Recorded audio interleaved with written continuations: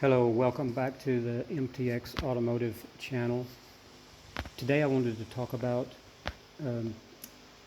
replacement aftermarket parts for older vehicles, specifically the C10 Chevrolet pickups, 68 through 72, I think it is. So I just want to let people know kind of what you're getting into with these parts. So what I've been working on is a 72 model C10, and I have replaced the floor pans, both sides, the inner rocker panels, and the extensions on the door jamb on both ends, and then also on the front for the door post. So the two things that I had the least problems with were these lower door post replacements. This one went as good as could be expected. I didn't have any issues with it. And the same goes for these extensions as well. They're easy to put in, and definitely recommend those. I failed to mention I also installed the reinforcement cross-member pieces on the underneath, and I can show you that very quickly. One right there on the front, and then this one on the rear. So those have been replaced on both sides as well. They fit relatively well. I had to do some modification to get them the right length that I needed them. So now to the troublesome spots or pieces that I had to deal with. So the floor pan comes with this whole piece, inner rocker panel is all is one piece. Now they terminate it right here. So from here over to here and then beyond, I had to make that myself. I think you can buy these pieces, but I have a metal bender, and so they're relatively easy to make if you have a metal bender or a metal brake. And so I just elected to make these out of some metal that I had. So they going in, everything looked good. So fast forward to I got my outer rocker panels in, and I've sourced these from two different places, and had the same fitment problems with both pieces. So I think they're probably stamped out in the same factory. I'm sure they probably are. They are from, I believe it's Taiwan. Nothing against them. It's just the stamping that they have is not as precise as the original factory stuff was. So first of all, these things, and the experience I had with them, they will not fit just right out of the box. It's not going to happen. And I didn't have a gap under the door at all that I needed. And then when I did get a gap, the door, the edge of the door was trying to rub on the rocker panel itself in this area right here. So I guess there's so much here to talk about. The first thing that you're going to have to do, because you're going to be taking this thing in and out multiple times, and you do not want to have to take the door off, on and off every time that you have to do that. Trust me. So what has to be done is this originally came up to a 90-degree corner. You're going to want to cut that corner off and get rid of it. It's going to allow you more space to weld to here, and it has nothing to the structural integrity of the rocker panel. The second thing you're going to have to do is bend. See, I've got this bent back because it's supposed to be flat, laying like that. You're going to have to bend that back so you can then pull that out when you need to pull it out to do your modification to it. That's number one. So the first thing that I've done is I had to make a relief cut. And that's what I'll refer to all these cuts as, because that's what essentially you're doing. So I just do this with a die grinder. Let me see. Okay, it's a tool like that, angle grinder, with a cutoff wheel on it, a thin cutoff wheel. And just make a relief cut here, and then tap that down with a hammer, and then re-weld it. And so what you end up with is a dipped area that will allow clearance for the corner of the door. Okay, so the last thing you want is a freshly painted door to be damaged or the paint, rubbed off of it, especially toward the bottom of the door where it's going to get a lot of road debris. So I had to do that. I only had to do that on the driver's side. I didn't have to do it on the passenger side, but it's just something that you must consider and think about.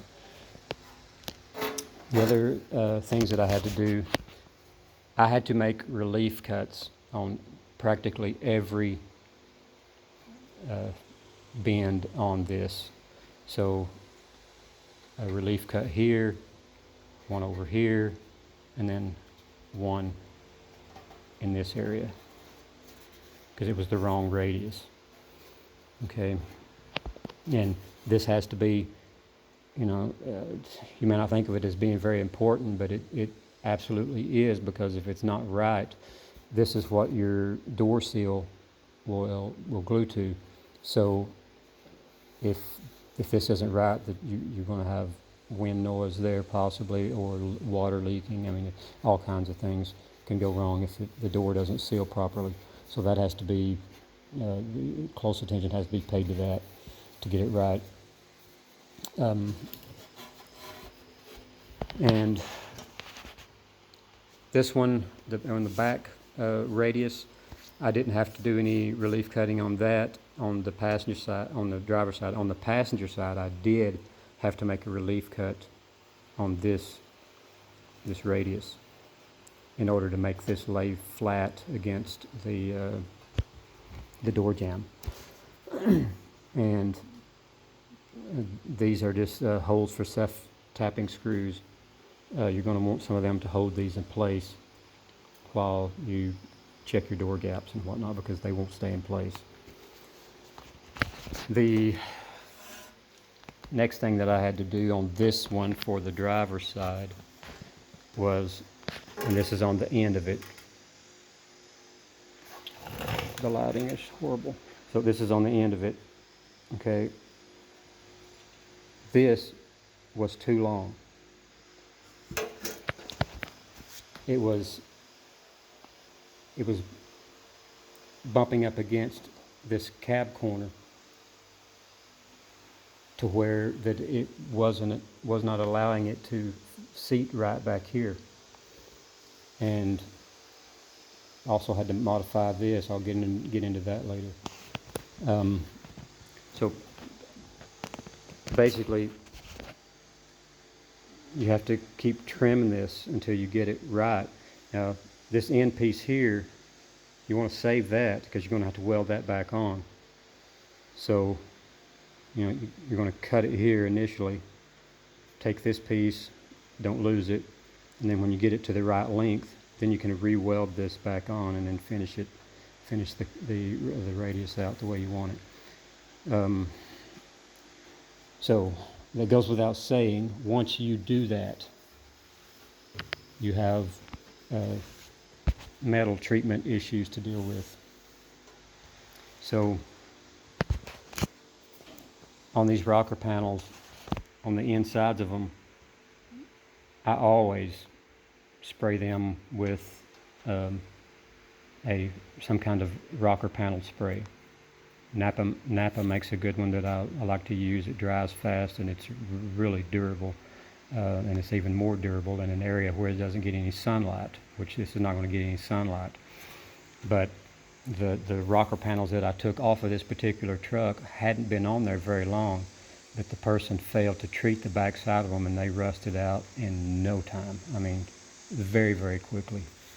So you want to treat all of this, but now that you've had to make relief cuts in here, you finish your welds back off, you grind them down, and you're going to want to treat that. Now, you cannot weld through this rubberized undercoating, obviously. So I've just kind of blended it up to this point where I'm going to be doing some welding. Then I've coated this with a weldable spray, corrosion spray. And I'm not crazy about the stuff. I'm not crazy about any weld-through primers or anything like that, but that's all we have available to us right now, unless you feel comfortable panel bonding this stuff with glue. So I've coated this down twice and you have to let this stuff dry overnight. And I did the same with where I'm going to be spot welding it. This has all been coated with a weldable primer. So that is the rocker panels.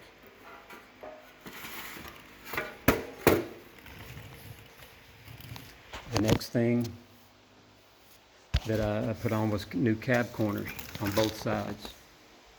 Okay.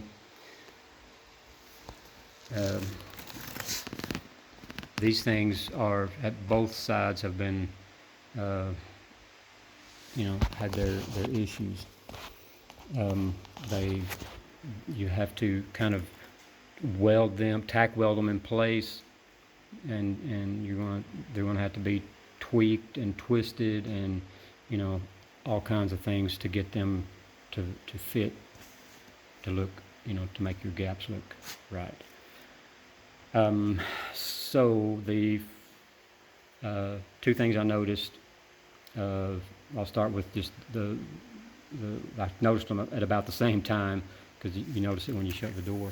So first thing that I had to address was this radius here was too shallow. It was not deep. It was not as deep as the radius on the door. So when you bring your door out flush, I could bump my finger into this, and it stuck out too far, and it was going to be. It was bad enough. It was going to be noticeable. So there's just one thing you can do about that, and there's three things. I just thought of the third thing. So that's one thing up here, and I was able to take care of them by making cuts right together. But this body line was not level. It was biased up. So where the body line come up here, it was too high. And I know that because the body line that has not been messed with, that is original, is this one up here. Okay? So I got it right. And then this one down at the bottom was too high. So I know this one was the problem. So once again, I had to get my cutoff wheel, make a relief cut here, and I make the relief cut where I want the body line to wind up at. Okay, so I just pull the door out flush, mark my body line and then make my relief cut out 3 inches or so away. Then had to make a second relief cut here, and then tap this in with a hammer to get your radius deep enough, or, you know, to the right radius or the same radius as the door. And you can see there that it's pretty, when I get it ground down, it's going to be acceptable, especially for Chevrolets. They're not known for body lines anyway, these year models. The third thing that I ran into on both sides, both cab corners, was when you get the door pulled out flush, like it's going to be when it is in the shut position or closed position. If you come down here, you'll notice that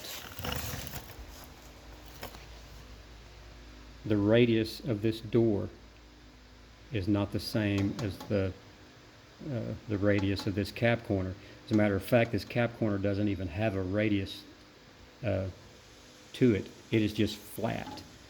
Well, that's not going to work, because you can run your finger, and it's bad enough you can bump your finger into this door, into this door, because the radius is so far off. And this is another thing where there's probably more than one way to do this. I'm sure there is. But the way that I chose to do it, first of all, anytime you're modifying and it's along the edge of a door gap or anything like that, you want your edge to wind. When you're finished out, you want your edge to be made metal. You don't want to have to make your edge out of Bondo. That's not good. I know people do it, but it's not the way you're supposed to do it. The way that I tackled this problem was I cut out a piece of scrap metal that I had, and then I've radiused it. You can see it's somewhat bent. I radiused it to the same radius as the door. Okay. So what I plan to do, and I've done this to the other side already, I'll take you over there and show you, is you put this in place, and I've already ground out to where I'm going to be welding, and you're going to treat this with weldable primer. So you're going to put this in place, tack it with a welder, and you can push this in and out with your thumb.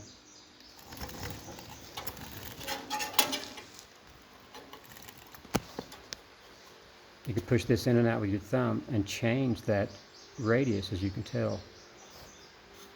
Right there, I know from just trying this different times that's about the radius that I'm going to need. So I'm just going to be tacking that in place, and then I completely weld up this gap. Okay. I haven't tried it. You could possibly make a relief cut here and get on the back side of that with a hammer and tap that out far enough to make the radius, but you're going to have a humongous gap here to fill. Although I'm going to have a gap this way to fill, but it's not nearly as big. And I do not like welding patches like this, but the only reason I decided to do it this way was the back side of this is completely accessible. So I can get to the back side of that and treat that to where that will never cause any issues.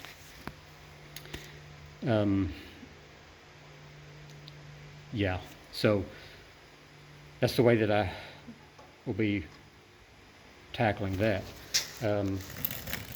Down at the bottom, so this I had to trim as well because this line was not straight. Once it got to here, it took a dive that way, okay?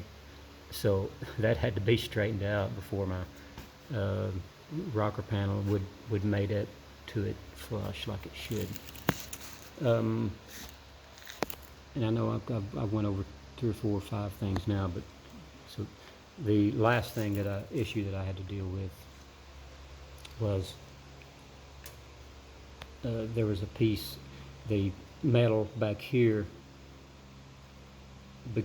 began to get in the way when I was trying to push it this way to get my gouts right. So I had to make a relief cut here. Now, this was partially, well, I won't say it's partially my fault, but in a way it wasn't. You know, one might ask, well, why didn't you